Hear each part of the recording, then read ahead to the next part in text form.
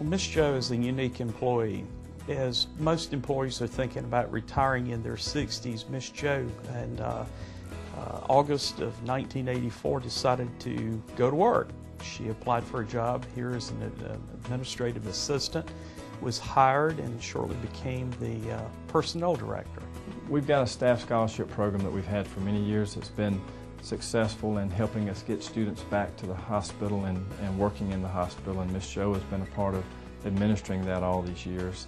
It's incredible to see a lady, I mean, I'm 43 years old and still am inspired by her and have been for the last 20 years, watching her come to work every day, timely, on time, working long hours, working late, working on weekends.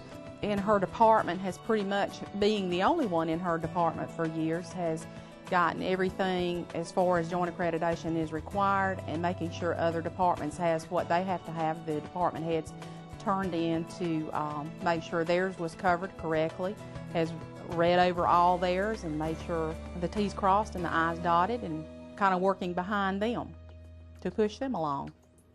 Miss Jo has always been very helpful, and in any area we need, I do the credentialing here at the hospital and privileging for physicians.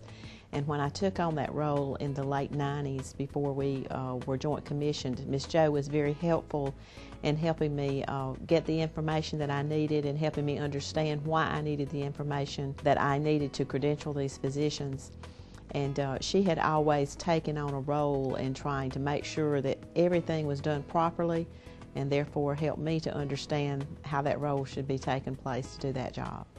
She's kind of like the heart and soul of Donalsonville Hospital in a lot of ways, through her determination, through her just vigor of getting up and coming to work at 93 years old. That's got to say a lot about anybody. She certainly sets an example for the rest of the employees here, and especially the department heads.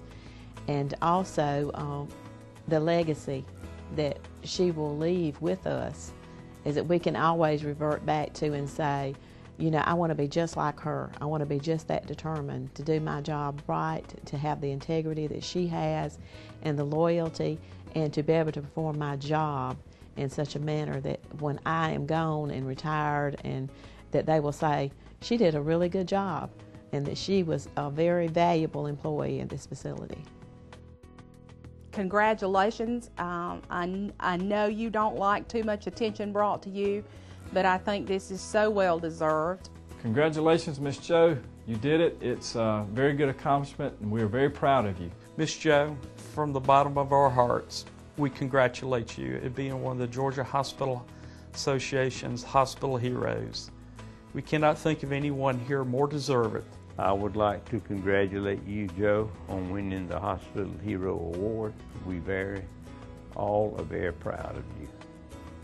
Miss Jo, I congratulate you on being the hospital hero for the Donalsonville Hospital, and I hope that I can just be as good of an employee as you have been, and set an example that you have set for every young person that goes into the job place.